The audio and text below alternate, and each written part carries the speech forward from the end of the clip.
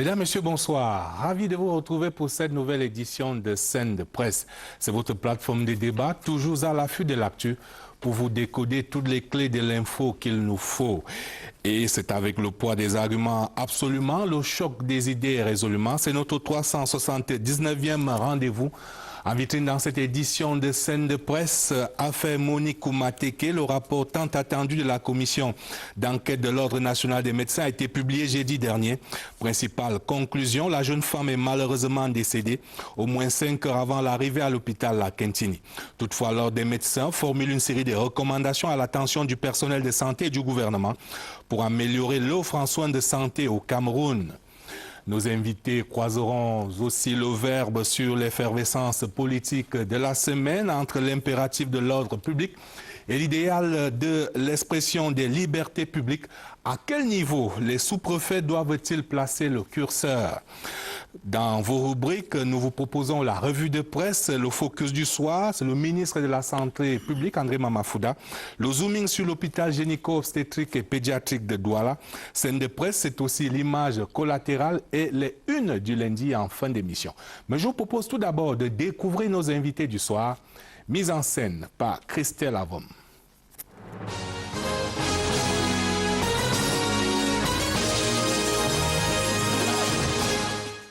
S'il a l'œil espiègle, c'est parce qu'il est le Big Brother des médias au Cameroun. En effet, Charles Atangana Manga est le chef de division de l'Observatoire des médias, l'arme secrète du ministère de la Communication. Le sémiologue qui reste au service de la cause publique est un homme pluriel et polysémique. Stratège de l'État en matière de veille communicationnelle, il est de ceux qui se lèvent tôt et se couchent tard. Référence en communication politique, il conduit en même temps que ses recherches la stratégie communicationnelle du RDPC. C'est avec plaisir que le plateau accueille le chef traditionnel Etenga qui nous vient tout droit d'un autre plateau de débat télévisé de la ville de Douala. Parler de journalisme à ce journal vous fera entrer dans ses bonnes grâces. Le directeur de publication du quotidien de la South Media Corporation, Mutation, n'en demande pas plus pour établir une plateforme de discussion avec son entourage.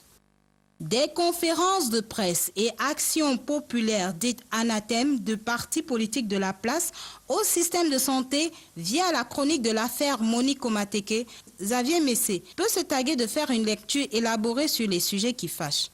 Journaliste d'investigation, il est le premier black à présenter le journal à la radio RFI.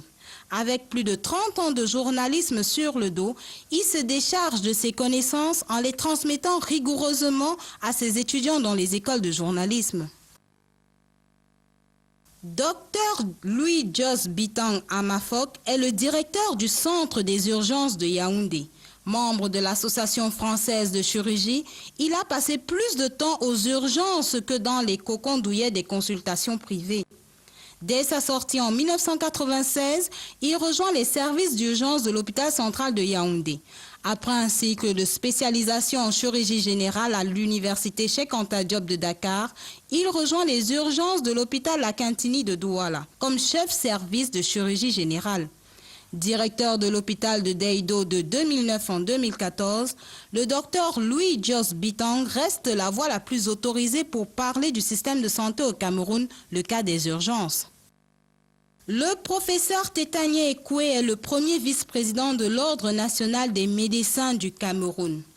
L'ONMC est l'organisation professionnelle sous tutelle du ministère de la Santé qui exerce un pouvoir juridictionnel et réglementaire sur l'exercice de la profession médicale au Cameroun. Doyen de la FMSB de l'Université de Yaoundé 1, il est un activiste dans la lutte contre les maladies diarrhéiques et l'éradication de la poliomyélite. Et pour cause, c'est un rotarien. Président de la Fondation médicale France Fanon, le pédiatre diplômé de l'Université catholique de Louvain en Belgique a effectué plusieurs missions de consultation, de formation de personnel de santé sur les programmes de l'Organisation mondiale de la santé.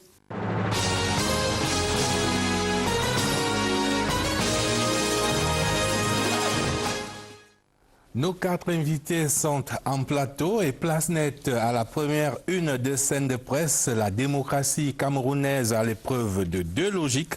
L'impératif de respect de l'ordre public face à des acteurs politiques qui ont parfois des agendas cachés et l'idéal de l'expression des libertés publiques. Nouvelle illustration cette semaine au Cameroun, la conférence de presse conjointe MRC, CPP, Univers et UPC des fidèles, conférence de presse interdite mardi dernier. En guise de mise en bouche, je vous propose d'écouter 2 acteurs. D'abord, 2 acteurs dont dans cette réaction croisée, Sostène Médard Lipot du MRC et le ministre de la Communication, Issa Tiroma Bakary.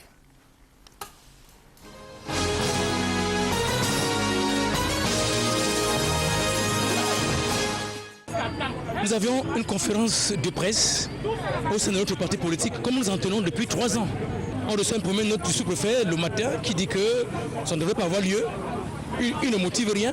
Et après, tout à l'heure, vers 11h, il envoie un truc d'interdiction pour dire que ça n'a pas été déclaré. Le siège d'un parti politique est un lieu privé.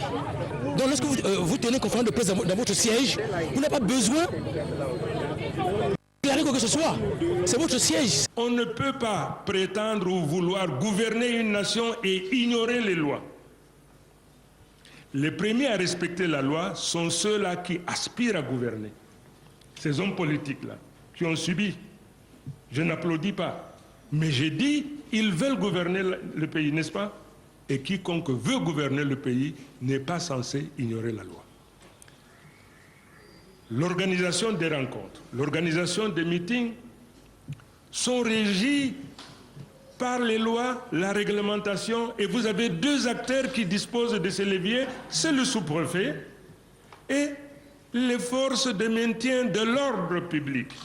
Voici 2 acteurs qui gèrent donc les lois qui gouvernent l'opinion.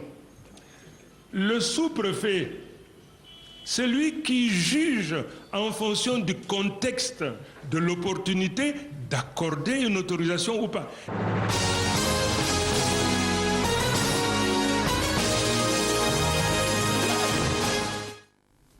Deux réactions d'acteurs politiques et 2 réactions sur ce plateau. D'abord, Charles Atandmanda, bonsoir.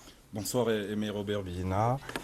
Toutes mes amitiés au grand public de scène de presse et singulièrement à tous nos compatriotes qui nous écoutent à travers le monde en direct de la CRTV. Alors. Oui, alors je vous demandais de réagir sur ces 2 logiques qui s'opposent et à la suite donc, de la prise de position, d'abord la réaction de Sostène Médard Lipot qui était un acteur direct de cet événement et on va dire la mise au point du ministre de la Communication. D'abord, je voudrais partager avec le grand public sur le théâtre de la prise des 2 réactions. Je voudrais dire que M. Sostène Médard Lipot intervient dans le vif événementiel en tant que responsable de la communication d'un parti politique qui s'appelle le MRC. Le ministre de la Communication, si devant porte-parole du gouvernement de la République, justement, ayant pris acte de ce qui a eu un dysfonctionnement d'ordre sociétal, remet le curseur au bon endroit dans un autre cadre qui s'appelle une conférence de presse dont échange avec les médias pour fixer l'opinion publique sur la véracité des faits tels qu'en eux-mêmes.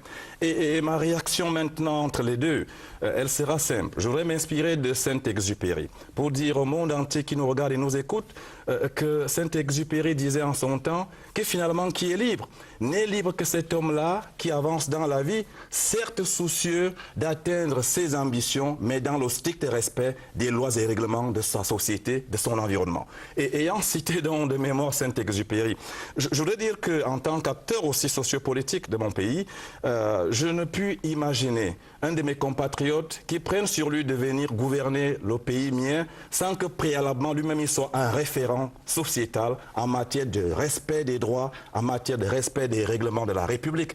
Parce que c'est quoi finalement la vie politique? Je voudrais amorcer la fin par là de ma première prise de parole. Quand vous êtes un acteur d'un parti politique, quelles sont vos missions? Vous avez entre autres missions fondamentales, eh bien la promotion du civisme, la formation de vos militants au respect des lois et règlements de la République. Cela est, me semble-t-il, constitue la mission, une des missions essentielles. Et de deux, quand vous entrevoyez de gouverner un pays dans lequel vous vivez et pour lequel vous vous entremêlez chaque fois qu'il faut prendre des positions pour son avenir, peut-on vouloir à la fois être pyromane et si vous voulez, producteur d'harmonie? Donc, je termine un peu mon regard en disant que mon souhait est de voir un champ politique qui fonctionne à la régulière. Quand vous dites que vous voulez faire un point de presse, faites un point de presse, n'en faites pas un meeting. Eh bien, et aussi, dans l'autre sens, c'est que le ministre dit, le respect des lois, je termine, le respect des lois et règlements n'est pas seulement pour les partis politiques, mais aussi pour l'autorité administrative. Xavier Messé, évidemment, votre journal a couvert tous ces événements. Et j'imagine qu'on retrouvera aussi le compte rendu de la conférence de presse du ministre de la Communication dans votre édition à paraître ce lundi matin. Oui, nous avons couvert les deux événements.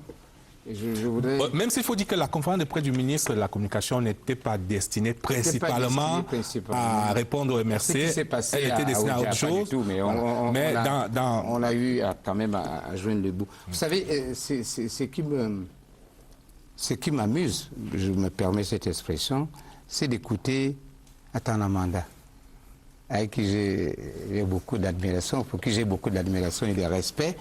Il n'a pas applaudi, mais il le dit, tout en applaudissant, que la loi a été respectée. De quelle loi s'agit-il? Et imaginez-vous que si le sous-préfet de Yaoundé 4 avait autorisé, avait laissé cette conférence de presse exécuter, je suis persuadé que mon jeune frère à Tangana aurait dit, bon voilà, nous sommes dans un pays de liberté, regardez, le sous-préfet a laissé applaudir. Mais comme ça a été l'inverse, également l'applaudir. Non, ce suivisme-là, c'est parfois gênant. Mais je vais dire quoi? Je vais dire que la loi numéro 55 de 1990 autorise des réunions, autorise des manifestations publiques, autorise, donne la latitude à qui voudrait organiser une manifestation, de faire une déclaration. Nous avons deux dispositions. Quelles sont ces dispositions? Il y a une disposition préventive qui nécessite une autorisation et il y a une disposition de déclaration, tout simplement qui informe le sous-préfet. Alors, dans le cas d'espèce, le MRC n'a pas fait de déclaration. MRC n'a pas fait de déclaration. Tout simplement, je ne suis pas l'avocat de MRC, mais je vais tout simplement dire que vous avez une réunion qui se tient dans un domicile ou dans un siège. Parce que lorsqu'il s'agit d'une personne physique, le domicile est considéré comme un lieu où on peut tenir une réunion familiale ou associative. Lorsqu'il s'agit d'une manifestation associative ou une société, le siège est également un lieu où on peut tenir une réunion sans avoir besoin, ce n'est pas une manifestation publique, dans la voie publique, sur la voie publique. Donc, la latitude qu'on donne au sous-préfet, on lui donne vraiment, il a le beau rôle, l'opportunité. C'est de dire que je juge qu'il n'y a pas l'opportunité et il peut se donner le beau rôle de ça d'interdire quand il veut et comme il veut. Mais je voulais dire, alors, si vous permettez, donnez-moi 30 secondes. Oui, je vais vous donner les 30 secondes, Xavier, mais je voulais juste vous relancer. Le sous-préfet de Yaoundé 4, il a un nom, hein, c'est Martin Lokomotassi. Oui, on a fait son portrait vendredi. Il c'est de la même loi, 90/55, et ici l'article 2, il rappelle donc qu'à caractère public, toute réunion qui se tient dans un lieu public ou est ouvert au public, et pour le sous-préfet en l'occurrence, dès lors qu'il y avait plusieurs partis politiques concernés et surtout les journalistes concernés, ça revêtait un caractère public. Mais vous savez, lorsqu'on est dans un siège ou dans un domicile, vous avez la liberté d'inviter qui vous voulez. Vous avez la possibilité d'inviter qui vous voulez. Quand vous êtes chez vous et vous tenez une réunion, vous pouvez inviter des amis, vous pouvez inviter la famille élargie. Quand vous êtes dans un siège, vous pouvez inviter des partenaires, vous pouvez inviter des associations participantes. Vous pouvez aussi inviter des journalistes. Vous pouvez également inviter des journalistes. Ok. Ouais. Charles Atalman. Alors, moi, je vais faire plus que sourire. Je suis tout hilar en écoutant Xavier Messé. J'en ris à gorge déployée en vous écoutant, Monsieur Messé. J'espère que vous avez regardé dans la mi-journée dans une autre télévision nationale. Madame Edith Kawala, ci-devant président d'un parti politique qui s'appelle le CPP, je vais faire un peu de sa promotion. Cette grande dame de mon pays a dit à ciel ouvert que 62 de ses militants ont pris part à cet événement en ces lieux, dit résidence du parti politique MRC, 62 militants. Évidemment, elle excipait cela en indiquant qu'ils ont été embastillés, pris par la force publique. Et moi, de lui demander, parce que c'était un entretien à ciel ouvert sur le champ médiatique national et international, et moi de lui demander, chère madame, vous êtes parti pour faire une conférence de presse et dans les normes de la profession, un homme politique ou une femme et 3 hommes politiques responsables rencontrent la presse. Pourquoi c'est public? Pourquoi c'est militant? Donc il y a déjà, monsieur Messé, le sous-préfet, laissez-moi me parler, monsieur Messé. Le sous-préfet délivre généralement, de par la loi toujours 90, un document qu'on appelle le récépissé, des déclarations de manifestation publique. C'est-à-dire que dans ce récépissé, quand vous faites la déclaration, et je suis habitué à ces déclarations en tant que modeste militant d'un parti, qui me commet souvent justement pour prendre place et prendre lieu là où nous devons aller officiellement et publiquement par les bons sens de l'autorité administrative locale, eh bien, vous précisez l'endroit où vous devez tenir votre rencontre, le motif de la rencontre. Donc, cela s'appelle la typologie des manifestations publiques, parce que figurez-vous, monsieur Messé, eh bien, un point de presse ne peut pas se muer en meeting public. Et de deux, donc là où ils étaient précisément, on se rend bien compte qu'il s'agissait d'une grande manifestation publique. Je vais faire, si vous voulez, un saut saltatoire pour dire, en ce qui me concerne, les images que j'ai vues, je stigmatise cela absolument. Nous sommes un grand pays de démocratie. On ne peut pas à la fois être et ne pas être. Et à contrario, me semble-t-il, ces partis politiques qui voulaient tenir rencontre avec la presse, muets en grand meeting politique, ont en face d'eux une grande majorité présidentielle, majorité gouvernante, très structurée, et qui a les éléments pour répondre. Vous avez, monsieur, je voudrais être simple, très simple. Vous savez, le Cameroun a l'habitude de se comporter comme s'il était dans un monde où personne ne le regarde. Et c'est dommage. Vous savez, on peut donner à un sous-préfet, on peut donner à une autorité la latitude de mettre tout ce qu'il veut dans un article, dans une loi. Il peut faire tout ce qu'il veut. Mais on ne peut pas prétendre un seul instant. On peut pinailler ici de savoir si l'article, la loi 90/55 a été respectée ou non. On peut dire tout ce qu'on veut. On peut y mettre tout ce qu'on veut. Mais l'essentiel, c'est quoi? C'est qu'on ne peut pas prétendre un seul instant être un pays de liberté et avoir régulièrement des interdictions avec des prétextes divers. On peut les trouver. Nous ne sommes pas ici pour disséquer la loi 90/55 pour savoir est-ce que c'était un siège, est-ce que c'était la voie publique, est-ce qu'on a invité. Non, ça ce sont des divertissements. C'est des divertissements. Le plus important, permets-toi une seconde, le plus important c'est quoi? C'est que nous sommes dans la modernité. La modernité à la fois de la démocratie et des comportements. Lorsque vous convoquez une réunion chez vous, lorsque vous invitez des gens, lorsque vous voulez manifester dans la rue, mais c'est autorisé par des règles écrites ou non écrites de la démocratie. Bien sûr. Alors lorsque vous prétendez, lorsque vous prétestez à chaque instant des interdictions, des dispositions pour interdire, c'est-à-dire que vous oubliez le fait que le monde entier vous regarde. Le monde entier vous regarde. Et le comportement, Aimé Robert, 30 secondes, le comportement des policiers dans la rue, qui n'ont pas de restrictions, c'est l'image du Cameroun. Oui. Et cette image du Cameroun, ce n'est pas sur ce plateau que quelqu'un va prétendre défendre plus qu'un autre. C'est tout le monde. Alors, lorsque ces images font le tour du monde, on voit des matraques, on voit des jets d'eau, pour une simple conférence de presse. Alors, pour mieux conclure, permettez-moi de vous poser une question. Vous allez répondre tous les deux. Oui, pour conclure, je voudrais tout simplement... Oui, avant de conclure, vous concluez en répondant à ma question, qui est le sous-titrage de cette séquence. Comment on concilie les deux logiques? La logique de l'impératif de respect de l'ordre public, une logique qui est fondamentale, surtout dans un environnement où, il faut l'avouer, certains acteurs politiques ont parfois des agendas cachés, et l'idéal de l'expression de liberté. Pour vous, comment les concilier? Mais c'est très simple, votre question elle est très intéressante. Je vais dire tout simplement qu'un parti politique qui ne peut pas tenir des réunions, un parti politique d'opposition ou de la majorité, qui ne peut pas tenir des réunions, qui ne peut pas manifester dans la rue, il va se mourir. Il ne va pas exister. Sa seule présence dans la rue, dans des manifestations publiques, c'est la seule réalité pour ce parti politique d'exister. Et quand on lui interdit cette possibilité, ça veut dire qu'il ne va pas exister. Vous comprenez? Mais je voudrais également dire que, au-delà des manifestations politiques, On a vu des éditeurs de presse, un écrivain qui veut dédicacer un livre. On a vu interdire sous le prétexte de l'ordre public.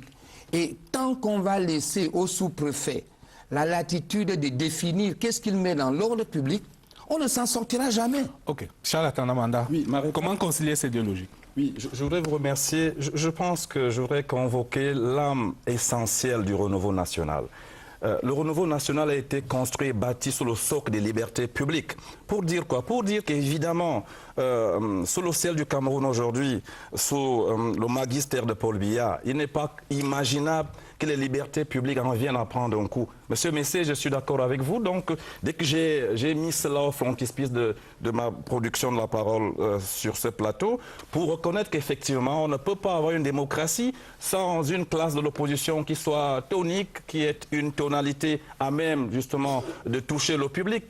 A contrario, me semble-t-il, liberté ne veut pas dire libertinage. A contrario, me semble-t-il, toutes les démocraties au monde, monsieur Messé, je vous invite dans les grandes démocraties libérales, aux États-Unis d'Amérique, en France, en Grande-Bretagne, eh bien, les grandes républiques, sous le ciel des démocraties, ont pour socle le respect des lois et règlements, justement, des dites républiques. Donc, je termine en disant, monsieur Aimé Robert Biyina, mon souhait est que chacun comprenne quelle est sa mission, justement, pour consolider les libertés publiques au Cameroun. Les libertés publiques, justement, ont pour, si vous voulez, un élément consubstantiel à leur expression qui s'appelle le respect des lois de la République.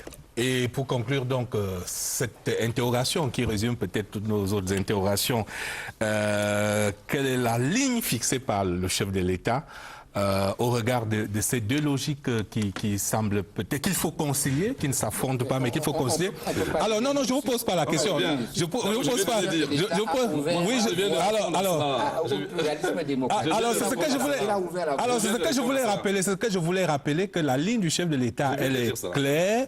Le chef de l'État, lui, qui a donc d'abord autorisé le pluralisme au sein de son parti, le RDPC, ensuite qui a ouvert les vannes du multipartisme au Cameroun. Le chef de l'État, nous sommes en mesure de le dire tous ensemble, est absolument favorable à l'expression des libertés publiques, évidemment, sous l'encadrement de la loi. Donc le démocrate Paul Biya ne peut pas se dédier aux autorités administratives d'en prendre acte. Place à la revue de presse. C'est le maire de l'info dans les meilleurs tableaux de la place. C'est une signature de Lucrèce. Non, c'est une signature de Gladys Lebouda. C'est Gladys Lebouda que nous retrouvons pour la revue de presse.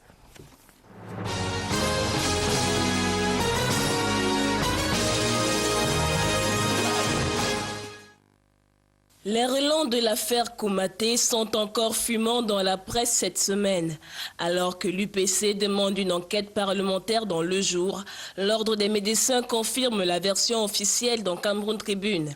Monique Koumateke serait décédée chez elle aux environs de 7 h du matin, soit 5 heures avant son arrivée à l'hôpital La Cantini. Le rapport des 3 jours d'enquête est relayé par Le Jour, tandis que Mutation se penche sur les recommandations formulées pour que pareil incident ne se répète. D'autant plus que l'on est passé tout près de nouveaux scandales à l'hôpital central de Yaoundé. Cameroun Tribune résume l'affaire Chi à une grossesse de quintuplé qui finit mal. Dans les faits, Dame Chi, enceinte de quintuplé, a vu mourir ses fœtus suite à un avortement tardif à 5 mois de grossesse. Pour contrer la désinformation orchestrée sur les réseaux sociaux, le directeur de l'hôpital central a tenu lui-même à retracer l'itinéraire de la dame dans sa formation hospitalière. Le professeur Pierre Fouda s'insurge contre la cabale envers les hôpitaux pour des faits erronés. Toutefois, une enquête administrative a démontré que la patiente a essuyé des paroles malveillantes de la part des infirmières pendant son séjour à l'hôpital central. Du coup, le quotidien national bilingue préfère débattre de l'accueil dans nos formations sanitaires. Réponse d'André Mamafouda, une série de mesures rendent obligatoire la présence permanente du personnel soignant dans les services, la prise en charge immédiate et sans condition de paiement en cas d'urgence vitale. Le ministre de la Santé prescrit désormais le port des badges d'identification pour tout personnel de santé et des caméras de surveillance dans les hôpitaux de référence pour colmater les failles sécuritaires. L'heure est aussi au colmatage des dernières poches de résistance de Boko Haram. Dans Cameroun Tribune de lundi, La lutte contre la secte amorce sa phase décisive avec le quadrillage de la frontière par les forces armées.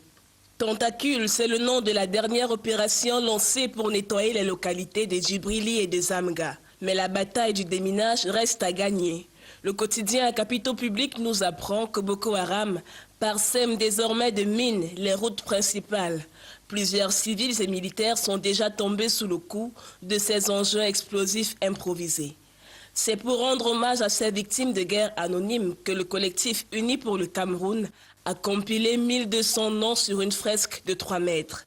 Mercredi, Cameroun Tribune annonce une cérémonie hommage prévue du 31 mars au 1er avril à la Fondation Mouna.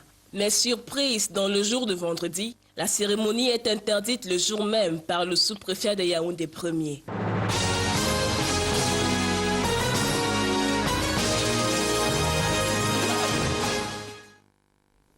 Scène de presse est le fil de l'actualité, la deuxième une de cette édition. Le rapport de la commission d'enquête mise en place par l'Ordre national des médecins était très attendu. Ce rapport a donc été publié jeudi dernier. Nous avons le plaisir, vous l'avez vu à l'entame de cette émission, d'accueillir le vice-président de l'Ordre national des médecins du Cameroun. Bonsoir, professeur. Bonsoir, professeur Béou-Prévert. Vous avez... à vos auditeurs, à vos téléspectateurs. Vous avez assisté en spectateur au duel entre Xavier Messé et Charlatan Manda. C'était pour bien vous préserver, pour que nous ayons une fois de plus la quintessence de ce rapport. Les conclusions essentielles sont donc connues. D'abord, malheureusement, Damoni Koumateke est décédé au moins 5 heures avant son arrivée à l'hôpital à Kintini. Et puis, il était impossible de sauver les bébés. Vous allez nous expliquer une fois de plus les raisons pour lesquelles on ne pouvait pas les sauver. Mais on peut vous interroger d'entrée de jeu sur ce qui fonde le caractère scientifique de votre rapport. Le caractère scientifique repose sur le fait d'abord de la démarche. Scientifique et donc inattaquable. Oui, inattaquable, parce que nous nous basons sur ce qui est, je dirais, les données de la science, de la physiologie et de la médecine moderne. Je voudrais préciser, Aimé Robert, que cette commission était présidée quand même par, je dirais, un des patriarches de la médecine de notre pays, le professeur Joseph Mbédé, qu'on ne présente plus, homme de science, d'une probité absolument inattaquable, qui était assisté du professeur Fomoulou, gynécologue obstétricien de renom, vice-président de la Société de gynécologie du Cameroun. Et nous avons eu le concours d'un grand anatomopathologiste, donc le docteur Eno Orok, de la faculté de médecine de Boya, et puis du docteur Ngele, qui est elle aussi gynécologue obstétricienne, mais membre de la commission des droits de l'homme et des libertés, et un médecin légiste, le docteur Bekamsu Dominique, et qui, par conséquent, vous voyez, c'est une équipe absolument experte qui s'est donnée pour objectif de vérifier ce qui s'est passé, avec une rigueur scientifique qui témoigne vraiment du souci de cette équipe d'apporter la vérité. Nous sommes partis, figurez-vous, de l'hypothèse que, effectivement, dans cette histoire, il a pu se passer quelque chose qui, malheureusement, pouvait incriminer encore une fois les médecins. Je vous rappelle que dans le précédent incident qui avait eu lieu à l'hôpital général de Douala, nous avions pratiquement engagé la responsabilité de nos confrères. Le médecin qui n'était pas de garde, qui était de garde mais qui n'était pas là, ainsi de suite. Notre confrère qui a retenu un malade beaucoup trop longtemps pour des raisons qui sont tout à fait non médicales. Ce sont autant de raisons dans lesquelles, manifestement, l'ordre des médecins a stigmatisé la responsabilité des médecins. Dans le cas qui nous occupait, nous étions extrêmement mal assis de voir encore une fois le monde médical incriminé. Par conséquent, nous sommes allés avec l'hypothèse que, encore une fois, nos confrères étaient engagés dans une négligence. Et nous avons pris le temps de vérifier depuis le début jusqu'à la fin minute par minute, le parcours de cette dame. Alors, pour les... oui. Permettez-moi de me dire, donc tout ce que nous avons dit est absolument vérifiable. C'est à savoir que cette dame, malheureusement, s'est présentée dans un premier hôpital, le centre médical de PK13, la veille, donc le 11, à 11h. Nous avons vérifié tout cela. On lui a dit qu'elle était extrêmement malade, qu'elle présentait des signes d'une des maladies les plus dangereuses qui soit pour une femme enceinte, surtout quand elle porte une grossesse gémellaire. C'est ce qu'on appelle l'éclampsie, qui se caractérise par la présence d'une forte hypertension et puis ce qu'on appelle des œdèmes des membres inférieurs qui témoignent donc d'un désordre physiologique extrêmement important. Ce qui est important à comprendre ici, et c'est ça, à mon avis, que probablement le public n'a pas retenu. Cette dame qui vivait dans des conditions de précarité absolue, manifestement, lorsque dans ce centre médical, on lui a prescrit le coût de la prise en charge et qui s'imposait, elle n'a pas été capable de l'assurer parce qu'elle était très probablement assez démunie. Or, je voudrais, Aimé Robert... On va revenir sur la pauvreté des malades, sur la prise en charge, on va y revenir, mais je voudrais qu'on vise quand même... Ce qui est important, c'est que vous me laissiez terminer le fait que lorsqu'elle n'a pas pu assurer cette prise en charge, elle est rentrée, elle s'est évadée. Elle est rentrée chez elle, et pendant la nuit, lorsque nous interrogeons son mari, son compagnon et sa mère, il est clair qu'à 2h du matin, elle commence à présenter des signes de maladie et de détresse. Et en réalité, autour de 4h, 6h, elle convulse et en réalité, elle décède autour de 6h. Lorsqu'on reprend tout le film des événements, nous avons pu le vérifier. Vous savez, monsieur Aimé Robert, nous avons vérifié quelque chose d'extraordinaire dans ce quartier. Lorsque les voisins ne disent rien, ils savent pratiquement ce qui se passe. Et ils ont été capables de nous dire au millimètre près, à la seconde près, ce qui s'est passé. Et par conséquent, lorsque cette femme a été présentée par son compagnon et sa mère, vers 8h, au centre médical PK13, elle était déjà décédée. Elle était déjà décédée. Alors, je voudrais, il y a un autre point qui a fait débat, c'est sur la possibilité de sauver les fœtus.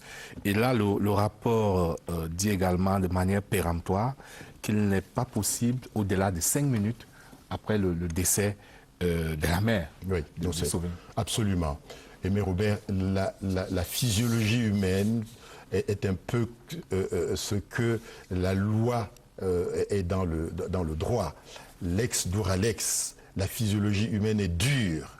Lorsque la mère est morte, lorsque la mère décède, c'est vrai chez les Pygmées, c'est vrai chez les Hottentotes, comme chez les Aryens, comme chez les Indiens. 4 minutes à 5 minutes après, l'enfant décède. Parce que l'oxygène qui permet au fœtus de vivre, lui vient de sa mère. Lorsque sa mère décède, il n'y a plus de possibilité de lui faire parvenir de l'oxygène. Par conséquent, là-dessus, les données de la physiologie humaine et de la médecine n'autorisaient plus d'aller faire cette espèce de geste qu'on a prétendu qu'il sauve. Mais qui pouvait-il sauver? C'était un geste désespéré, dû aussi en partie par les conditions de l'accueil à l'hôpital de la Kentini. Et là, vous ne ménagez pas l'hôpital de la Kentini. Dans ce rapport, vous revenez sur les insuffisants de l'organisation de l'hôpital de la Kentini, mauvaise orientation des malades, des familles, oui, manque de coordination entre les services. Vous accablez pratiquement l'hôpital de la Kentini dans ce rapport. Nous accablons l'hôpital de la Kentini, pas parce que nous sommes des charcutiers d'un autre âge, mais c'est parce que c'est véritablement ce qui s'est passé.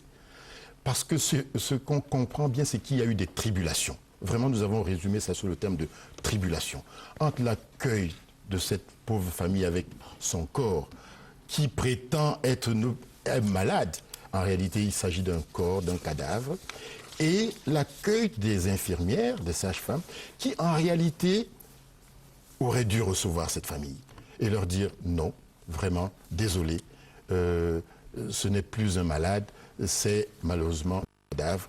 Nous allons vous accompagner à la morgue.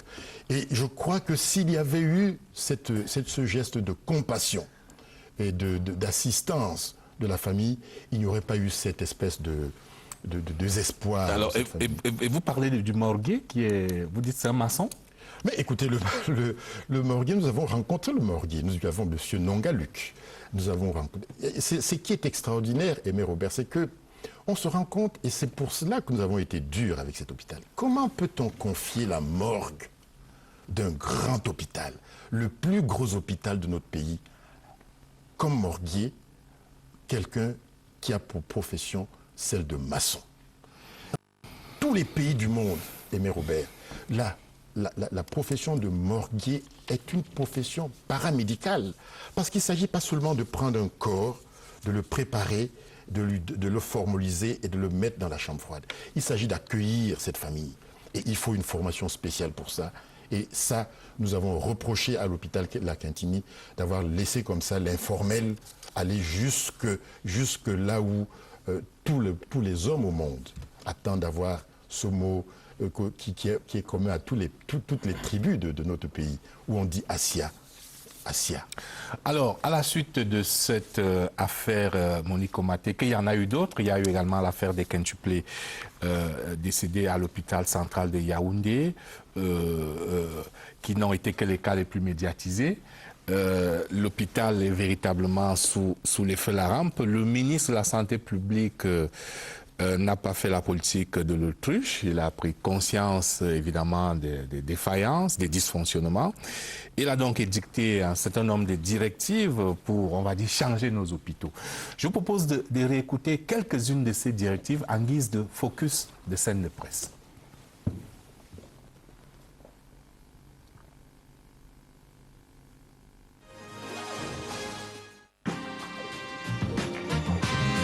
Les espaces d'accueil et d'orientation des usagers doivent être fonctionnels en veillant à la tenue et à la formation aux bonnes manières du personnel dédié. 3. Les salles d'attente doivent être propres et disposer des bancs, des panneaux d'information et des lieux d'aisance à proximité. 4. Un plan d'orientation des services et des panneaux indicatifs doivent être bien visibles. La présence du personnel soignant doit être permanente et obligatoire dans tous les services de la formation sanitaire. 2. En cas d'urgence vitale, la prise en charge est immédiate et sans condition de paiement préalable. 3. Les médicaments et consommables médicaux de prise en charge des détresses vitales doivent à cet égard être disponibles et accessibles 24 heures sur 24 dans le service des urgences. 4. Les rondes, les visites et contre-visites quotidiennes des médecins sont obligatoires dans les services d'hospitalisation. 5. La garde effective du personnel médical, paramédical, des médecins généralistes et spécialistes est obligatoire, de jour comme de nuit et les jours non ouvrables. Le déplacement d'un malade au sein de la formation sanitaire doit être encadré par le personnel. 9. En cas d'évacuation ou de transfert, les diligences sont de la responsabilité de l'hôpital de départ. La procédure d'évacuation ou de transfert doit se faire dans les conditions de sécurité médicale maximale, en collaboration avec l'hôpital d'accueil, assortie d'une fiche de transfert.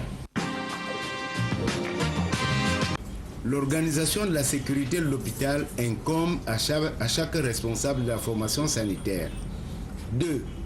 Toute personne qui accède dans une formation sanitaire doit être identifiée. L'accès dans les services est systématiquement réglementé. 3. L'accès aux zones sensibles, à l'exemple des blocs opératoires, salles d'accouchement, unités de réanimation, etc., est rigoureusement contrôlé. 4.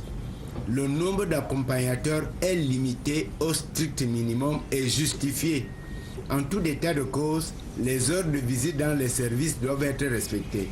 Les hôpitaux de première et deuxième catégorie doivent dans les 6 mois mettre en place un système de vidéosurveillance des accès et des points névralgiques. Chaque formation sanitaire doit adresser sous 30 jours un audit interne de son fonctionnement. 2. Tous les trimestres, un point financier sur la prise en charge des urgences vitales doit être établi et connu de la direction de l'organisation des soins et de la technologie sanitaire. 3. Les inspections générales pour les hôpitaux de première, deuxième et troisième catégorie. Les délégations régionales pour les hôpitaux de quatrième catégorie. Le service de santé de district pour les hôpitaux de cinquième catégorie doivent chacun, en ce qui le concerne, organiser des missions régulières de contrôle et des visites inopinées assorties de rapports.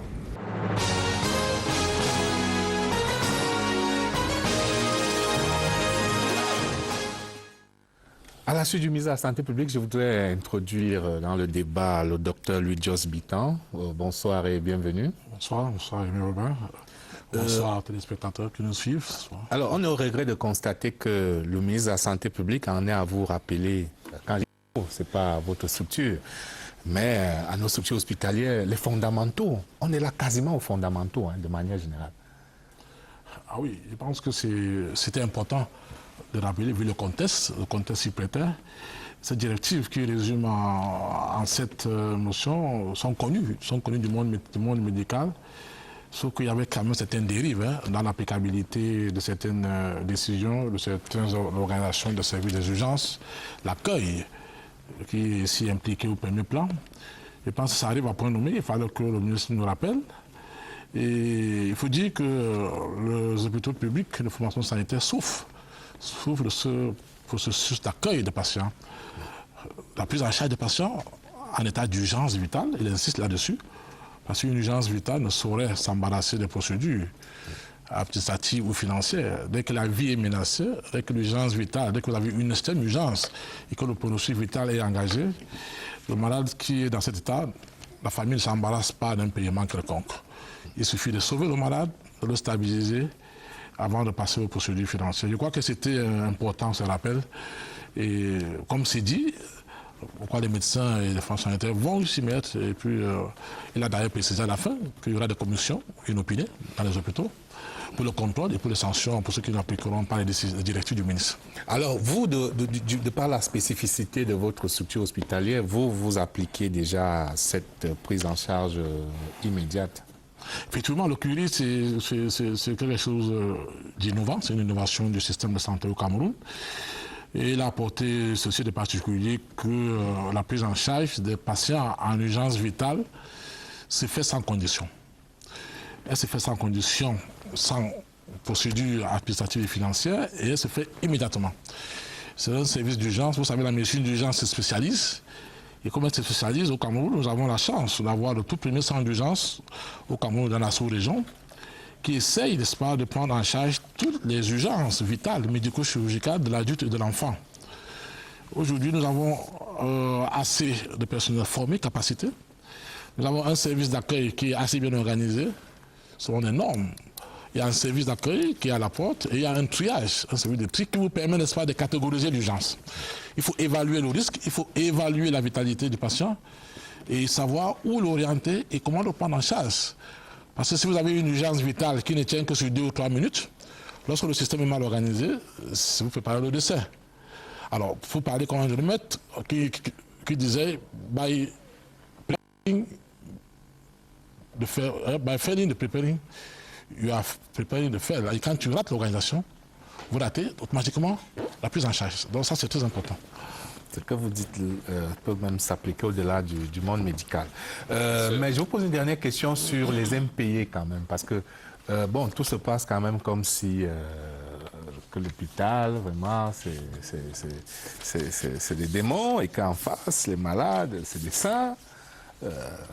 Il y a quand même un problème avec un certain nombre. J'ai vu des statistiques où les impayés s'accumulent. Effectivement, c'est un phénomène qui était tout nouveau. Il fallait s'attendre, c'était prévisible. Nous avons prévu, étant donné que c'était nouveau le système, on n'était pas habitué, les Camerounais surtout, on n'était pas habitué à arriver dans un service, d'être pris en charge avant d'aller à la caisse. C'était prévisible que ces choses arrivent, mais je crois que nous sommes au 10e mois de fonctionnement. Les choses ont tendance à s'améliorer. Les Camerounais reviennent, ceux qui sont partis, je ne me surprends pas, il y en a qui sont partis depuis des mois et qui reviennent aujourd'hui payer les factures. C'est pour dire que nous avons reçu jusqu'ici, en 10 mois de fonctionnement, 5000 patients en urgence, parmi lesquels 1600 en extrême urgence, en urgence vitale, avec une proportion d'insolvabilité qui tourne autour de 30%. Le tiers. Le tiers. Il faut dire que nous allons continuer la sensibilisation des Camerounais. Les gens arrivent, souvent ils ne sont pas accompagnés, ils sont des indigents totaux, mais on va nous reprocher de ne pas sauver la vie, mais on ne nous pardonnera pas de laisser mourir quelqu'un parce qu'il n'a pas payé. Ça, c'est très important. Et c'est une mission qui nous a été assignée par le décret qui crée ce centre d'urgence de Yaoundé. Alors, réaction, Charles Atandamanda, sur ces directives qui font peut-être le lit de nos rêves, l'hôpital de demain, l'hôpital d'aujourd'hui même déjà. Oui, je pense que de ces directives et surtout de leur application immédiate, efficace, dans une sincérité administrative et opérationnelle palpable et visible. Nous en attendons monts et merveilles. Parce que c'est cela le problème dans notre pays souvent. Je vais vous dire, le cadre réglementaire est souvent un des mieux élaborés au monde, en Afrique. Et que dire?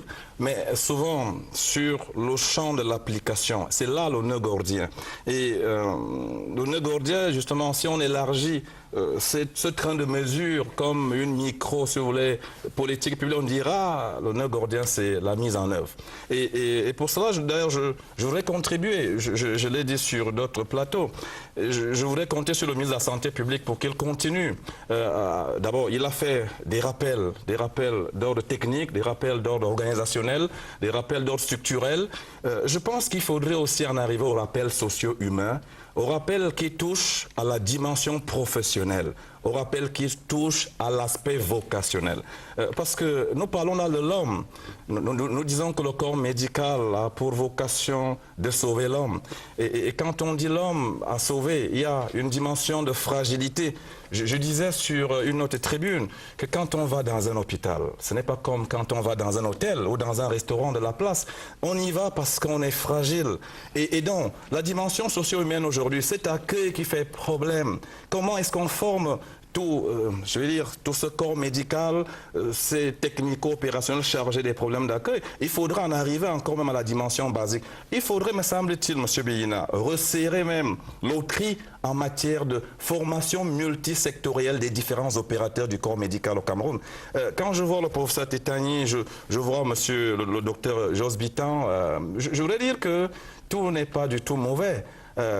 Personnellement, je voudrais rendre hommage. C'est dommage qu'il soit là devant moi et comme dans notre pays, les Camerounais ont essentiellement une vocation de calomnie, de mensonge. On ne sait pas remercier et reconnaître ce qui est bien fait.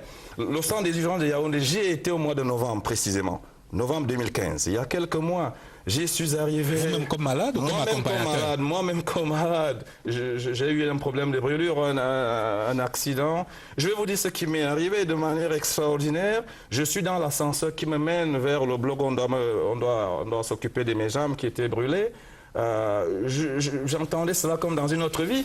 Un infirmier qui dit « Mais il y a le directeur qui est en train de nous suivre en courant. » Bon, je ne sais pas qui est directeur, je ne l'ai jamais vu, je n'en sais trop rien.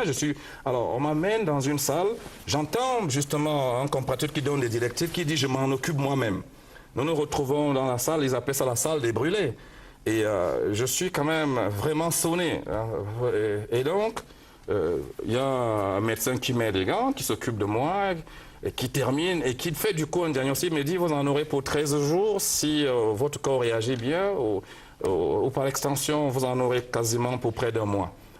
Et puis le lendemain j'apprends que c'était le docteur Jos Bitan, le directeur du centre des urgences de Yaoundé et qui personnellement ne s'arrêtera pas là et pendant qu'il s'occupait de moi on l'annonçait un autre cas de quelqu'un on pourrait dire que Pascal Charles Atandamanda probablement pourrait être plus ou moins connu, pourrait être modeste, mais il s'est occupé d'autres gens. Dans la même nuit, au moment où... Donc, je voulais dire, je lui rends hommage et j'ai dit quand même, parce que c'est des exemples qui devraient pouvoir faire tache d'huile. Dans un système où le Camerounais regarde seulement l'autre avec le sang à l'œil, pour parler de manière proverbiale, de manière triviale, je voulais dire, de manière prosaïque, voilà, j'y arrive. Je crois qu'aujourd'hui, avec un réarmement socio-humain, un réarmement de fraternité, parce que c'est cela, les professeurs en médecine que vous êtes, un réarmement de fraternité dans le corps médical, entre les le corps exemples médical à et suivre. le patient. Voilà un exemple à suivre. Xavier Messé. Mais vous savez, il est souvent difficile, tout au moins pour moi, de parler du corps médical. Parce que c'est un corps qui est très délicat. C'est un corps qui est perfectionniste parce qu'il tient entre ses mains la vie de tout un chacun. Et lorsqu'il y a des défaillances dans ce corps-là, on en parle avec beaucoup de respect, beaucoup de parcimonie pour éviter, pour ne pas aller dans l'excès, n'est-ce pas, parce que être un médecin, c'est pas à la portée de tout le monde. Mais au regard de tout ce que nous voyons, nous avons souvent l'impression, tout au moins, j'ai souvent le sentiment que le corps médical, pas seulement au Cameroun, mais un peu partout, il se préoccupe beaucoup plus de la santé que de la maladie. Qu'est-ce que je vais dire là? Je vais parler, quand je dis de la santé que de la maladie, je parle santé en tant que système. Et puis, je parle de la maladie en tant qu'individu. Si je peux m'expliquer, c'est que les cas que nous venons de vivre peuvent illustrer ce que je suis en train de dire. C'est-à-dire les médecins se préoccupent de la santé beaucoup plus que de la maladie. Les cas que nous venons de vivre, à la fois à la Quintini et à l'hôpital central de Yaoundé, illustrent parfaitement ce que j'ai dit. Ça veut dire quoi? Ça veut dire que le médecin, aux urgences, panique. Parce que je lisais encore un rapport, pas un rapport, une note de service de l'Ordre national des médecins, qui, de manière sommaire, a évalué que la prise en charge minimale dans un service, quel qu'il soit, est de 18 000. Et lorsqu'on essaie de faire un inventaire de tout ce que nous avons comme point de santé, hôpital de référence, hôpital de district dans tout le Cameroun, il est impossible que le Cameroun puisse financer de manière basique, n'est-ce pas, à un taux de 18 000 francs. Non, mais parfois, ce n'est pas toujours un problème d'argent. Mais écoute, ce que je vais dire... Tous ceux qui arrivent à l'hôpital ne sont pas à manque d'argent. Pour moi, donc, la santé, c'est quoi? La santé comme système, la maladie comme malade, ça veut dire quand un médecin, dans une urgence, ou dans un autre cas qui n'est pas une urgence, panique. Il dit que je n'ai pas le minimum pour m'occuper de ce cas. Et qui est une maladie. Et alors, là, alors que le médecin, dans sa formation, on sait que le seul fait d'approcher un malade, le professeur Titain le disait tout à l'heure aussi, tout au début de son propos, le seul fait d'approcher un malade, avec sa blouse, de le toucher, et parfois il y a des malades qui guérissent tout simplement parce que ça rassure. Ça rassure. Alors lorsque le médecin, permettez-moi une seconde, lorsque le médecin n'est pas en mesure, tout simplement parce qu'il dit qu'il n'a pas les moyens de soigner, il prend la poudre d'estampette.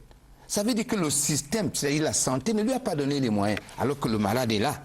Bon, s'il approchait et le touchait de la main, ce malade pourrait même guérir. Okay. J'exagère peut-être. Ok, ça me permet de parler, Xavier, mais je vous coupe pas, on va revenir. Ça me permet de parler de l'indiscipline hospitalière. Je sais que c'est une formule pour cette qui vous est chère. Et le ministre de la Santé en parle notamment dans ses directives 2 et 4, en rappelant, là aussi vraiment c'est du basique. Les rondes, les visites, les contre-visites quotidiennes des médecins, il rappelle que c'est obligatoire. Professeur, comment on va faire? Il va falloir absolument appliquer ces mesures. Un observateur disait qu'il est quasiment interdit de tomber malade le week-end. Parce que vous ne trouverez aucun spécialiste dans nos hôpitaux. Bon, en dehors peut-être du Curie. Oui. Vous êtes tous en week-end. Non, c'est très vrai, Aimé Robert. Et l'Ordre des médecins applaudit lorsqu'il voit le ministre de la Santé rappeler ce que vous avez appelé les basiques. En ayant dit ceci, je voudrais quand même rappeler à Xavier Messé et à M. Manda qu'il ne faut pas perdre de vue que l'hôpital est un service public. Bien sûr. Parce qu'il est un service public, il est le miroir de la société. Et je suis très content d'entendre M. Manda reconnaître que le citoyen camerounais n'est pas facile, n'est pas commode. C'est vrai. Reconnaissons, monsieur Aimé Robert, que nous, les Camerounais, nous avons changé. Nous sommes des inciviques. C'est vrai. Nous sommes des gens qui agressons les autres. Nous n'avons pas cette culture de nous occuper des autres. Dans ce qui nous préoccupe ici, le citoyen et vous-même, comme moi, quand nous allons à l'hôpital, nous pensons que nous allons trouver un monde qui est différent de celui dans lequel nous vivons. Je voudrais rappeler Que vous êtes aussi des Camerounais. que nous sommes des Camerounais et que lorsque je regarde mon ami Xavier Messé qui dans un de ses éditoriaux nous a dit que nous étions des médecins qui tuent. Non, nous ne sommes pas des médecins qui tuons. Nous sommes des médecins, nous sommes des êtres qui avons choisi cette profession fondamentalement parce que nous avons le désir de servir, de soulager les peines des autres. Lorsque le ministre nous rappelle ces canons de notre comportement, c'est parce que manifestement la société elle-même elle a changé. Elle ne veut pas voir qu'elle a changé et que l'hôpital a changé avec lui. Je prends pour exemple qu'un ministre de l'enseignement supérieur s'est permis de penser qu'on pouvait former comme ça des médecins, n'est-ce pas, en multipliant des facultés privées. Pardon, excusez-moi, à l'appel. Il est revenu depuis sur sa décision. Il est revenu sur sa décision, mais ça va prendre un certain temps pour que nous... Mais donc, ne recommençons pas la polémique. On a fait ce débat. Mais je vais dire que... Bon, je vais dire... On a sorti les polémiques, mais je vais dire que ce qui est important grâce à l'ordre d'ailleurs, on a remis de l'ordre dans la formation. Mais ce qui est avec le très enseignement important. supérieur. Et ici aussi, nous sommes en parfaite convivialité avec le ministre de la Santé pour remettre de l'ordre dans l'hôpital, pour que le médecin soit là et que le médecin et que le patron. Vous savez, Aimé Robert, pourquoi est-ce que la plupart de vos compatriotes vont à l'étranger? C'est parce qu'ils ont perdu confiance dans l'hôpital. Et pourquoi est-ce qu'ils ont perdu confiance dans l'hôpital? Parce qu'il n'y a plus dans nos hôpitaux cette culture du patron qui est là et qui est du matin au soir et qui revient. Pourquoi? Parce que le patron, il va faire des petites, comment on appelle, des piges, ou va faire des petites prestations à l'extérieur pour essayer d'arrondir ses fins de mois, et ainsi de suite. Donc, ce qui va se passer avec les recommandations et les directives du ministre de la Santé est salutaire. Nous allons sentir quelque chose de véritablement nouveau. Permettez-moi d'aborder notre directive. Et là, j'interroge le directeur du Curie. Ça ne concerne peut-être pas le Curie, mais c'est une pratique observée. Le ministre le rappelle sur la disponibilité des médicaments et consommables dans les pharmacies de nos formations hospitalières. Souvent, c'est des pharmacies pour la forme, où on prescrit et on ne trouve pas grand-chose. Qu'est-ce qui se passe sur l'approvisionnement de ces pharmacies? En fait, disons que le système d'approvisionnement en médicaments essentiels, ou alors un médicament tout court, est bien connu et il y a une procédure qui est bien connue par les médecins et par les hôpitaux. La différence, c'est non à quel niveau? Nous avons une centrale de pharmacie qui ravitaille les hôpitaux et les pharmacies des hôpitaux doivent organiser la prise en charge avec les consommables et les médicaments. Maintenant, le problème, c'est le suivi de la consommation, l'évaluation, n'est-ce pas, de patients qui arrivent, savoir faire les commandes à temps. Et vous savez, la pharmacie dispose quand même d'un certain approvisionnement apporté par les pouvoirs publics qui vous permet quand même de pallier aux urgences, de résoudre le problème ponctuel. Mais lorsque le malade commence à prendre du temps dans l'hôpital, à durer, ça pose un problème de médicaments. Mais il faut dire aussi qu'il y a des médicaments qui n'existent pas dans les pharmacies des hôpitaux. Ça, c'est des médicaments spécialité que le Curie dispose, parce que nous sommes un service d'urgence, mais d'autres hôpitaux, si on va en périphérie justement, ne disposer pas de tout ce qu'il faut pour prendre en charge un malade de manière globale. Mais il y a des médicaments qui sont supposés être dans la pharmacie de l'hôpital, puisque le médecin qui vous suit à l'hôpital, il vous dit, allez à la pharmacie. Absolument. Mais on y arrive et puis on ne trouve pas le médicament. Là, je n'arrive pas à saisir. Oui, là, c'est un problème d'organisation de gestion interne. En fait, c'est comme il dit, il faut faire les commandes à temps, il faut suivre votre stock, il faut essayer de gérer en fonction de vos pathologies, commander les médicaments en fonction des pathologies que vous recevez tout le temps. Donc ça, c'est une organisation de l'hôpital interne, ça ne devait pas poser problème en fait. Mais et pourtant, ça pose problème. On va revenir, on continue, mais je propose une illustration quand même. Vous le disiez, Charlatan Manda, tout n'est pas mauvais dans ce système de santé. Il y a le moins bon, il y a aussi du bon, il y a du moyen, il y a de tout. Je vous propose une illustration de ce qui est bon dans une certaine mesure, même s'il y a aussi quelques insuffisances, notamment l'hôpital gynéco-obstétrique et pédiatrique de Douala qui offre un joli plateau technique, même si là-bas, on regrette un déficit en spécialistes dans un certain nombre de domaines. C'est le zooming sur l'actu, une signature de Bert Mbala, de CRTV Littoral.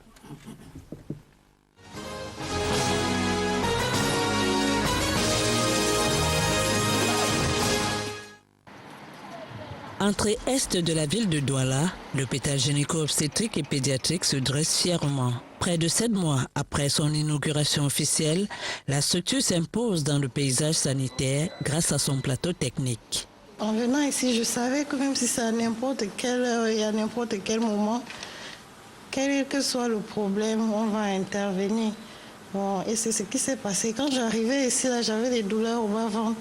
On a fait les examens directement, je n'ai pas traîné, je suis allée au bloc. Ici, la mère peut bénéficier des soins de qualité avec cette maternité moderne, ces blocs opératoires toujours prêts, cette salle de déchocage pour les patients arrivés en détresse et aussi ce laboratoire aux équipements spécifiques. Nous avons fait le pari de produire le sang comme ça doit se faire dans les normes. C'est-à-dire que nous allons être capables de préparer des produits sanguins labiles. C'est-à-dire que les produits, au lieu de donner du sang total aux patients, on pourra leur donner ce dont ils ont besoin essentiellement, c'est-à-dire des concentrés de globules rouges, des plaquettes ou alors du plasma. Et nous avons également l'équipement qui permet de conserver le plasma qu'on a produit pendant plusieurs mois. Donc ça nous permet donc d'avoir la capacité de pouvoir prendre en charge tous les patients qui saignent, notamment généralement à la maternité. L'enfant aussi est aux petits soins, surtout s'il est né avant terme. Le service pédiatrie et néonatologie est équipé en conséquence. C'est des bébés qui sont gravement malades, qui ont besoin donc d'une surveillance de tous les paramètres de façon continue. Donc on a ce moniteur de surveillance-là qui nous permet de regarder la fréquence cardiaque, la fréquence respiratoire, la température, etc. Et donc le bébé est dans sa couveuse, ça nous permet également de surveiller de façon continue. Là c'est une table de réanimation qui permet donc que s'il y a un besoin urgent de sortir l'enfant et de s'occuper directement de lui. Donc avec une source de chaleur au-dessus, et donc on peut mettre tous les paramètres là. Et si on a besoin d'oxygène également, on met l'enfant sous oxygène. Des couveuses de transport, 5 tables de réanimation dans les endroits stratégiques, des bonbons d'oxygène en stock, un respirateur néonatal pour les enfants en détresse et les autres équipements facilitent la prise en charge de ces nouveaux-nés. Mais il faut en payer le prix qui n'est pas à la portée de la première bourse. On se rétablit très rapidement. La suivi, c'est bien sûr que le coût est élevé. Pour un Camerounais moyen, c'est pas donné. Le directeur général met un accent sur la simplification des procédures et l'exigence de sauver des vies plutôt que de poursuivre la rentabilité financière. Lorsqu'un malade arrive, surtout des urgences vitales, la personne est prise en charge immédiatement et sans condition. Au final, il y a beaucoup qui arrivent à payer, mais il y a des gens qui sont tellement démunis qu'ils n'arrivent même pas à payer du tout. L'État fait déjà beaucoup d'efforts, mais je pense que tous ces efforts-là ne peuvent pas être suffisants si la population ne met pas la main à la poche aussi. Nous aimerions avoir un peu plus de moyens pour le fonctionnement, parce que comme vous le voyez, pour entretenir toute cette machinerie, on a besoin de moyens financiers. Nous avons besoin, par exemple, des anesthésistes. Nous n'avons pas suffisamment d'anesthésistes pour pouvoir tenir la cadence du rythme d'intervention que nous sommes en train de mettre en place. Nous n'avons pas suffisamment de pédiatres parce que nous avons 80 lits de pédiatrie seulement pour 4 pédiatres. Ce n'est pas suffisant. Nous avons besoin de spécialistes en gynécologie obstétrique pour certaines affections comme la prise en charge des cancers. Je suis l'une des rares personnes dans cette institution à pouvoir opérer les cancers, à faire l'endoscopie. Avec mes tâches administratives, ça devient un peu difficile. Mais l'exploitation de ces machines, les charges de fonctionnement pour les 46 médecins et 180 paramédicaux, personnels administratifs et techniques mobilisés ici, pèsent lourd et l'État n'a pas toujours les moyens de sa politique. Autre constat, le taux de fréquentation n'est pas des plus élevés. Paradoxe que non. On est dans une pyramide de santé. L'hôpital gynéco-obstétrique et pédiatrique de Douala est un hôpital de première catégorie, donc un hôpital de dernière référence. Donc les patients qui arrivent ici, souvent sont des patients qui sont passés par les autres formations sanitaires et qui ont été transférés ici pour un besoin spécifique. Dysfonctionnement du système sanitaire et disparité des niveaux de vie des Camerounais. Les plus nantis viennent pour des cas de paludisme simple et suivi classique des grossesses, alors que les cas difficiles des populations défavorisées ne sont pas orientés vers cet hôpital de référence.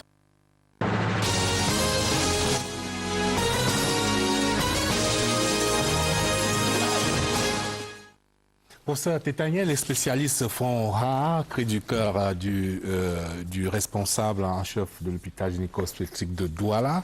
Et pourtant, lorsqu'on a la chance de voyager, d'aller à l'étranger, dans tous les pays des références, on trouve des médecins camerounais de qualité, des spécialistes. Pourquoi ne reviennent-ils pas au pays faire du patriotisme médical, pour ainsi dire? Oui, le patriotisme médical, Aimé Robert, exige qu'on le facilite. Notre pays a, je pense, dans les statistiques les plus pessimistes, a quelque chose comme 7500 médecins de très très bonne qualité à l'extérieur.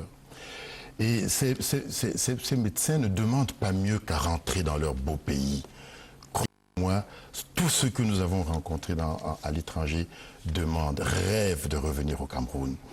C'est quoi le blocage alors? Le blocage, c'est que les conditions que nous avons évoquées d'ailleurs dans nos recommandations à Monsieur le ministre de la Santé en lui disant améliorons, pendant que vous faites tout cet attirail de mesures et de directives, pensez à améliorer les conditions de travail des médecins pour qu'ils soient attirés de revenir. Vous savez ce qui s'est passé au Sénégal, Aimé Robert? C'était Wade à l'époque. Hein. Il a permis aux médecins sénégalais qui étaient en France de revenir.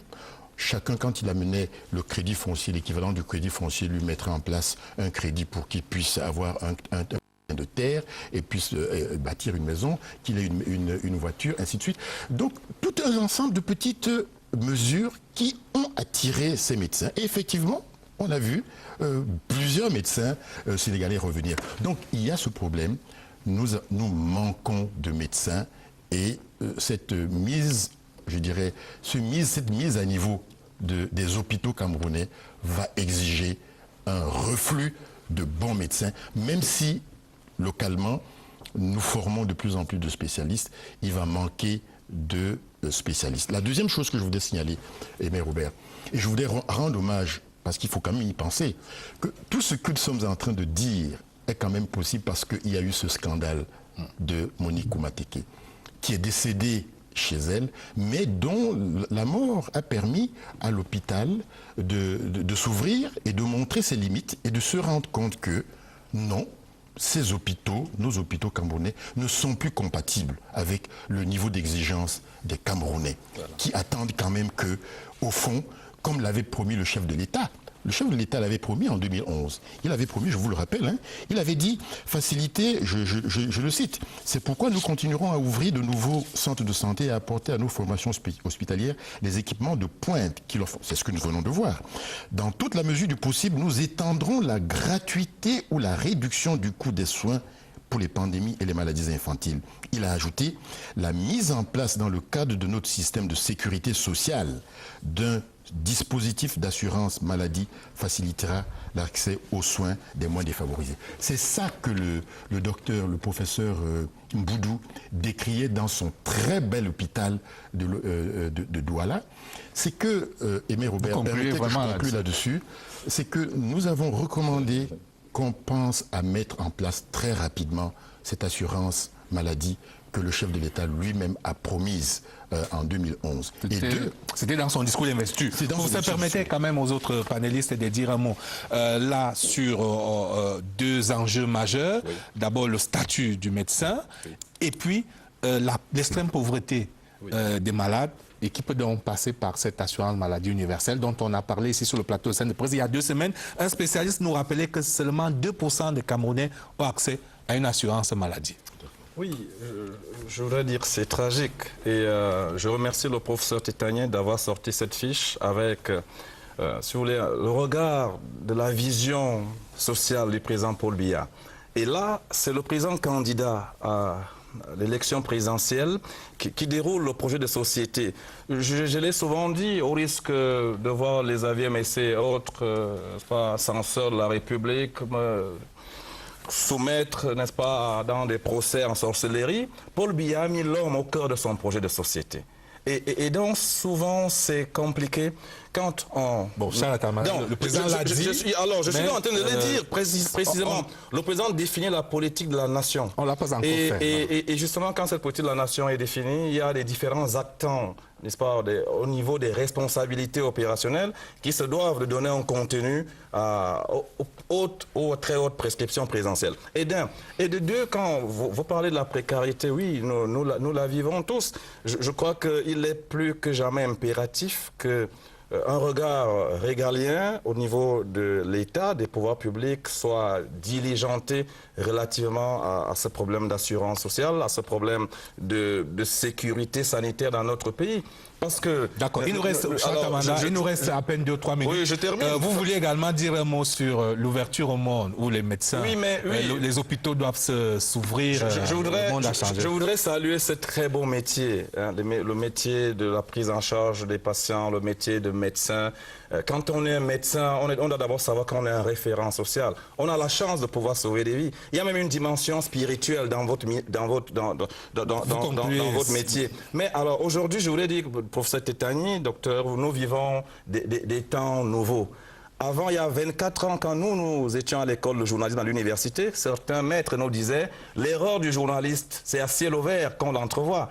L'erreur du médecin, on l'enterre. Aujourd'hui, on ne peut plus enterrer vos erreurs. Vous voyez le contexte de modernité dans lequel nous vivons. C'est dire que, quel que soit l'endroit où un médecin, un opérateur de la santé, quel qu'il soit au niveau du corps médical, quel que soit l'endroit où vous vous trouvez, vous devez savoir qu'aujourd'hui, tout ce que vous faites, il y a un regard sur vous, le regard de la société. Une société, nous vivons dans un environnement de compétition. L'homme est un peu traqué, matraqué. Résultat, il faut un supplément et un réarmement de fraternité sociétale. Voilà ce que je voulais dire. Merci. Alors, Xavier, le ministre, dans ses directives, promet des inspections qui vont se multiplier dans nos différentes formations hospitalières.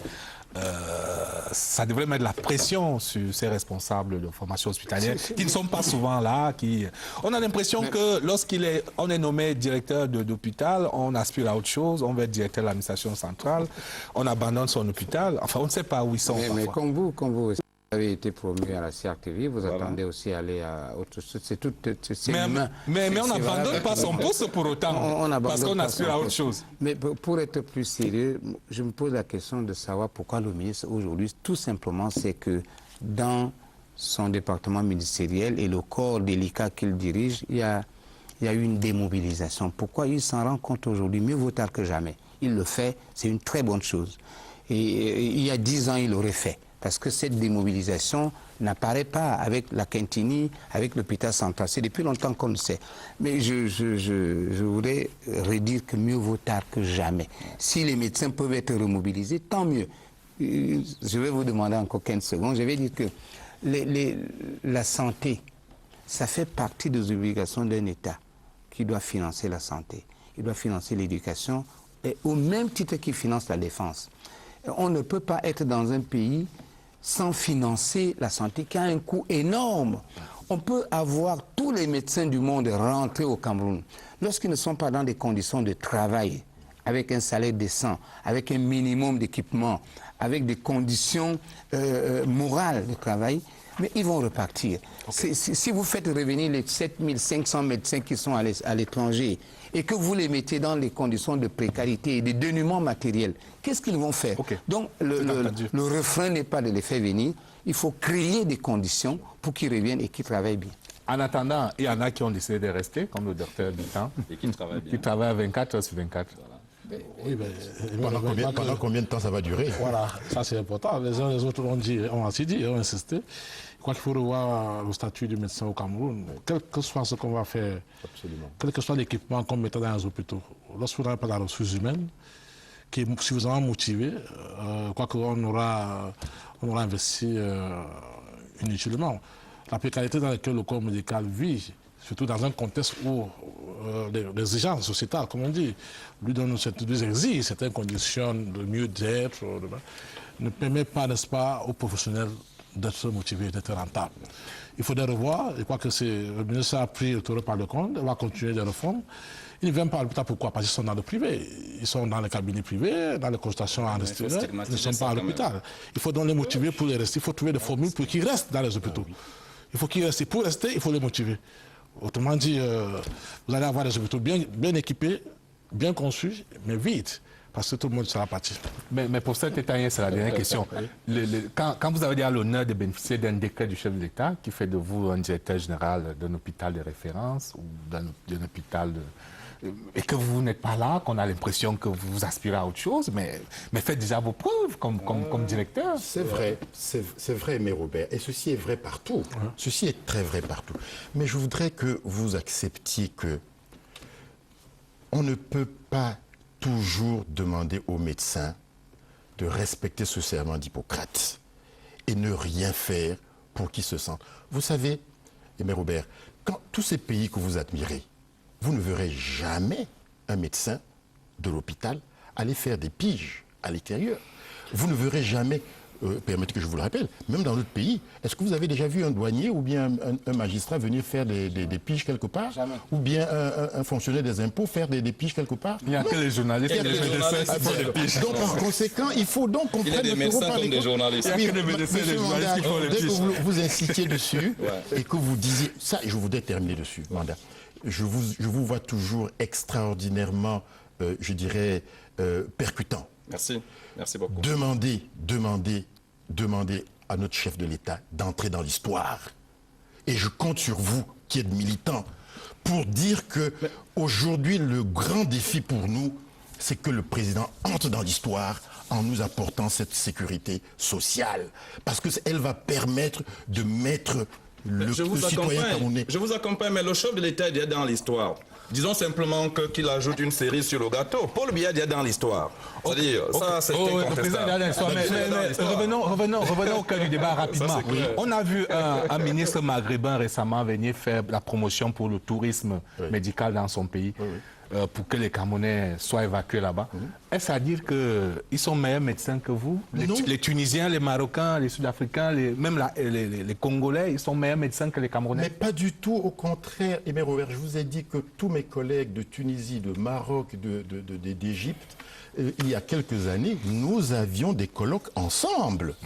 Mais depuis quelque temps, ils se sont décrochés. Et je vous le signale, si ça continue, bientôt le Sénégal, la Côte d'Ivoire et peut-être le Gabon à côté, le Mali, vont se décrocher de nous. Parce que si nous ne faisons pas cette mise au point, si nous ne raccrochons pas le train Cameroun à la modernité médicale, vous allez voir les Tunisiens venir, les Marocains et bientôt peut-être les Guinéens venir nous dire que venez chez nous, vous soignez, c'est mieux que chez nous. Alors que nous avons les meilleurs médecins, je vous le promets, Aimé Robert. Je vous l'avais dit une fois. C'est une bonne conclusion. On a les meilleurs médecins. N'en rajoutez pas. Sinon vous allez diluer votre conclusion. Nous avons les meilleurs médecins. On ne pouvait pas avoir meilleure chute. Et on compte sur eux pour nous soigner. Voilà. Ok, merci messieurs. On va passer à toute autre chose, à l'image collatérale. Je crois que ça va être une rediffusion. Le sujet de ce soir n'a pas été monté à temps.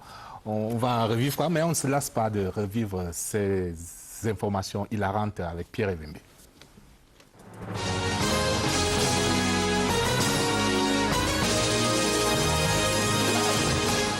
Chers amis de scène de presse, toujours votre rubrique image collatérale. Je suis de près ce que l'actualité a fait de loin, de très loin. Vous n'avez pas encore été collaté, c'est une question de temps.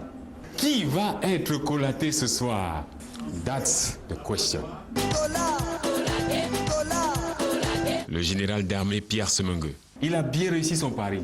Le championnat de Ligue 1 a bien débuté le 30 janvier dernier. Il a installé tous les comités avec un salut digne d'un sportif.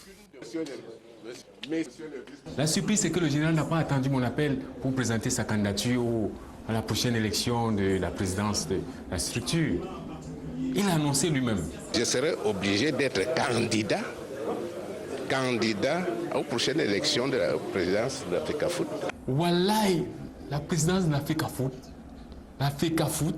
Candidat aux prochaines élections de la présidence de l'Africa Foot, de la Ligue. Oui, dites-moi, pourquoi choisir seulement le lancement du championnat pour annoncer votre candidature? C'est un peu tôt, non?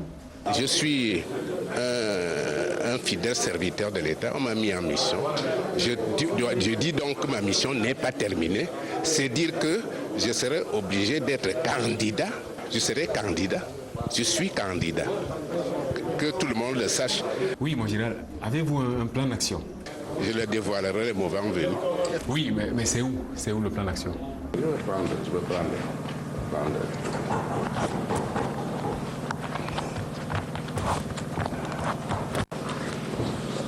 Il faut que je vous dise des choses clairement.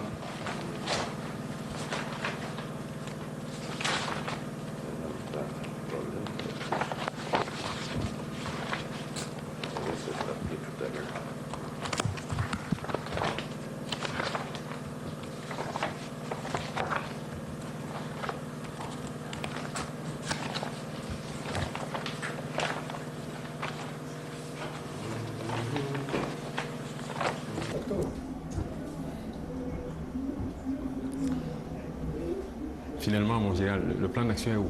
Enfin, mon plan de travail, c'est dans ma tête. Je le dévoilerai le moment venu. Finalement, j'ai aimé votre approche là, pour résoudre le problème de canon sportif là. Entre canon SOS, canon SAOS, canon SAOP, canon ISMP. Expliquez-nous comment un club peut avoir autant de... Pour changer de nom, moi je m'appelle Semengue. Je ne peux pas dire demain, je m'appelle Mbala. Si il faut que j'aille voir le juge pour dire que M. Semengue s'appelle désormais Mbala. Merci, Général Mbala. Général Pierre Semengue. Au suivant. Eux, ce sont les 3 mousquetaires.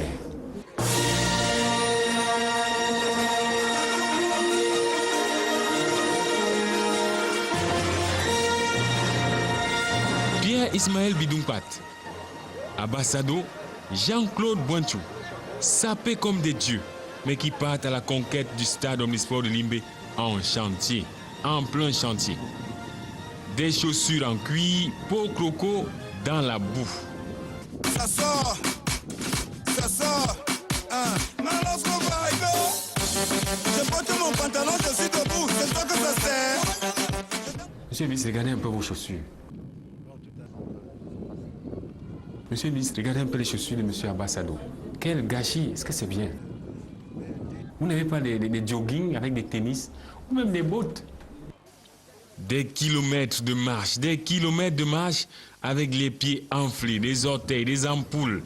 Et il ne manquait plus que cet entrepreneur chinois pour écraser les orteils du ministre Bointou.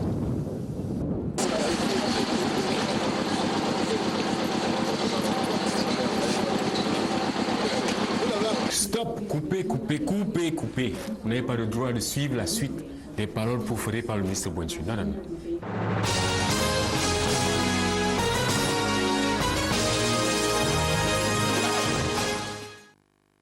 Dernière articulation de scène de presse, Aurélie Crescence-Bida nous a retrouvés dans ce studio 2. Bonsoir Aurélie. Mais Robert, bonsoir. C'est avec le même plaisir que je vous retrouve pour notre revue des unes du lundi.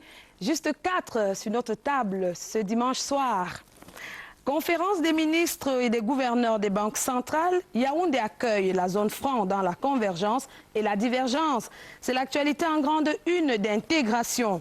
Les jeux et les enjeux des travaux programmés dans la capitale camerounaise en fin de semaine sont à lire en pages 5 et 8. La présidentielle 2018 est en deuxième une du journal de Thierry Ndon, avec les médecins camerounais qui entrent en campagne. Longtemps noyés derrière la tiédeur politique, l'Ordre national des médecins s'engage à promouvoir la sécurité pour tous au Cameroun. Des actions de lobbying déjà engagées. À la une du quotidien Émergence, force multinationale mixte, pourquoi l'ONU refuse un soutien financier? La question est posée dans le journal de Magnus Biaga, qui par la suite précise que le Conseil de sécurité de cette organisation demande au pays du bassin du lac Tchad de continuer de se battre pour financer les opérations et qu'au sein des forces de défense camerounaises et des milieux diplomatiques, cette situation irrite. C'est donc à lire en page 5. Une exclusivité à la une du quotidien Mutation. L'ODG d'Eneo parle. Le journal de Xavier Messeux a fait parler Joël Nana Conchou sur les délestages qui suscitent l'indignation des populations camerounaises. Le directeur général d'Energy of Cameroun évoque également l'état actuel du réseau électrique et les soucis financiers de l'entreprise.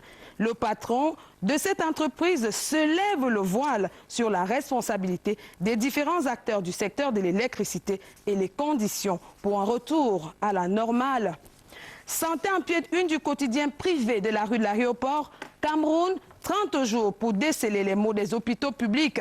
C'est le délai prescrit par le ministre de la Santé aux responsables des formations sanitaires afin qu'ils rendent la copie des audits. Les détails sont à lire en page 5. De Spark Barça une part, éducation à tout prix. L'éditorial du journal de Pauline Billon, c'est une mère qui console sa fille. T'en fais pas mon petit loup, papa va te trouver un super job. Les points de suspension vous renvoient en page 2 pour les détails, pendant que les naufrages de l'école de la République constituent le dossier de la rédaction. À la une du quotidien bilingue national, situation sécuritaire du Cameroun, le gouvernement dénonce la manipulation. C'était vendredi dernier, au cours du point de presse donné par Issa Tiroma, le porte-parole du gouvernement. Et c'est sur cette une de Cameroun Tribune que va donc se refermer notre revue des unes du lundi. Fidèles téléspectateurs de la diaspora, c'est en ligne que vous avez toutes les informations. Ici sur place, c'est bien sûr dans les kiosques. Acheter un journal, c'est promouvoir la presse, mais la primeur de l'info, c'est sur Scène de Presse. À dimanche. Merci Aurélie. Il ne me reste plus qu'à remercier nos invités du soir, Xavier Messeux, Charlatan Amandal, professeur Tétaniel, le docteur Bitan. Et salutations spéciales à deux fidèles téléspectateurs de Scène de Presse qui nous regardent de Laval en France, Georgette et Gelaz Mbandinga. Merci à toutes nos équipes techniques et rédactionnelles, la presse de la scène. Bonsoir.